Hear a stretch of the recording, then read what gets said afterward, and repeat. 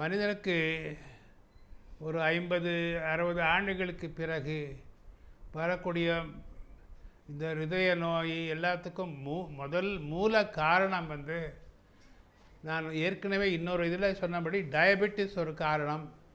அடுத்து இன்னொரு முக்கியமான காரணம் கொலஸ்ட்ரால். இந்த கொலஸ்ட்ரால் என்பது இரத்தத்தில் இருக்கக்கூடிய கொழுப்பு அம்சம், அதுதான் கொலஸ்ட்ரால். கொலஸ்ட்ராலில் பல வெரைட்டிஸு, பல வகைகளான கொலஸ்ட்ரால் இருக்குது. அதில் வந்து டோட்டல் கொலஸ்ட்ரால்ன்றது ஒன்று. டோட்டலாக கொலஸ்ட்ரால், எல்லா கொலஸ்ட்ராலும் சேர்ந்து எவ்வளவு கொலஸ்ட்ரால். இன்னொன்று வந்து லோ டென்சிட்டி கொலஸ்ட்ரால், எல்டி, எல்னா லைப்பிட் கொலஸ்ட்ரால், அது லோ டென்சிட்டி கொலஸ்ட்ரால். இன்னொன்று விஎல்டிஎல், அது வந்து அது ஒரு கொலஸ்ட்ரால். இந்த மாதிரி நிறைய. அப்புறம் வந்து கிளிசரைட்ஸ்னு ஒன்று இருக்குது, அது ஒரு கொலஸ்ட்ரால். இன்னொன்று வந்து ஹை டென்சிட்டி கொலஸ்ட்ரால். இதில் எப்படின்னா, நம்ம டோட்டல் கொலஸ்ட்ரால் வந்து உதாரணத்துக்கு ஒருவருக்கு ஒரு 130 140 அப்படின்னு இருந்தால், அந்த அளவுகோல் இருந்தால் பரவாயில்லை. அதே மாதிரி வந்து ஹை டென்சிட்டி கொலஸ்ட்ரால் ஒரு 40 இருந்தால் நல்ல, 40க்கு மேலே இருந்தால் நல்லது. ஏனென்றால் ஹை டென்சிட்டி ஹெச்டிஎல் என்பது ஹை டென்சிட்டி கொலஸ்ட்ரால், நல்ல cholesterol. LDL, triglycerides, VLDL very low density, இது மூணும் கெட்ட கொலஸ்ட்ரால். இதில் என்ன வேடிக்கைன்னா, இந்த கொலஸ்ட்ராலுக்கு மூலப்பொருள் எதுலேருந்து கொலஸ்ட்ரால் வருது நிறைய பேருக்கு தெரியாது. கொலஸ்ட்ராலுக்கு 2 சோர்ஸஸ், 2 மூலப்பொருள்.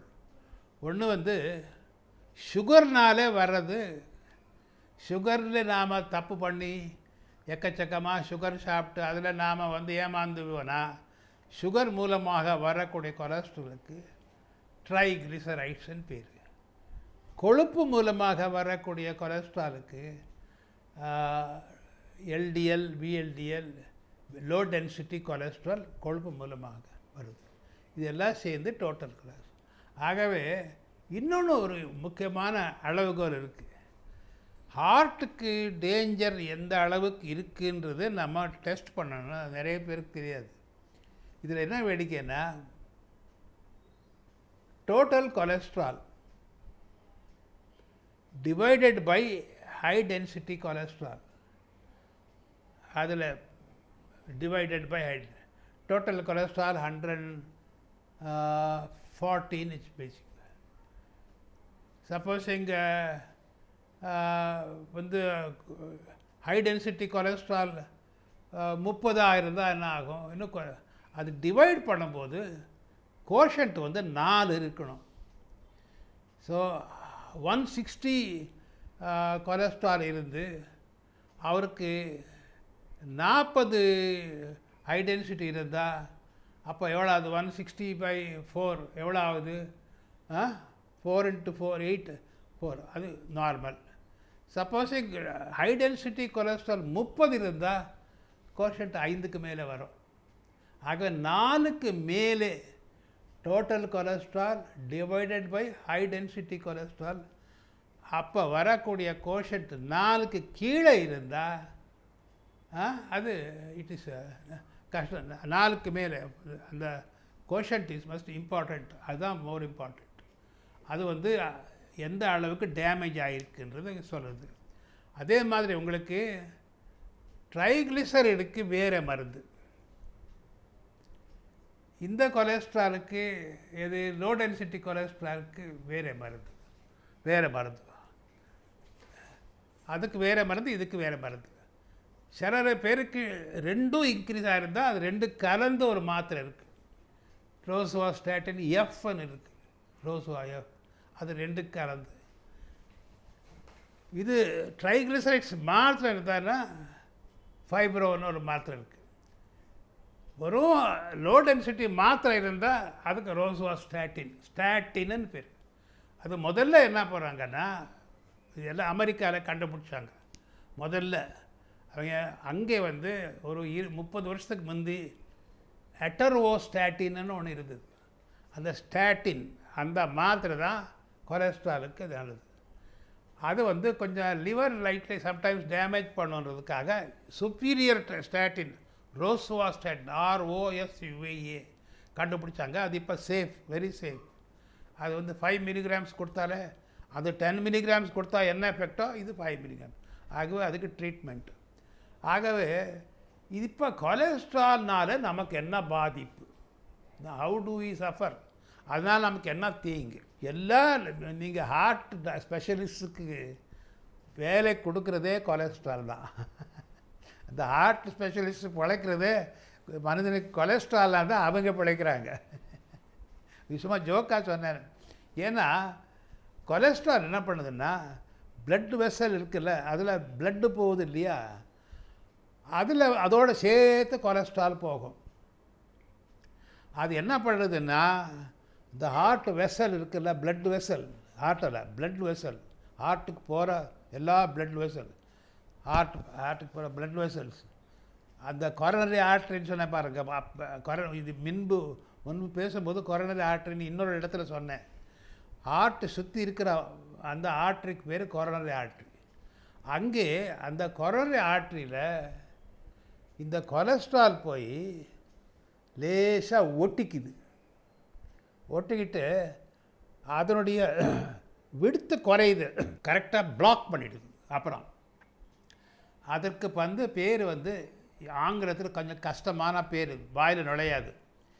எத்திரோமேட்டஸ் டீஜெனரேட்டிவ் பிளேக்ஸ் ஒட்டிக்கிறது. அது வந்து ஹார்ட் பிளாக்.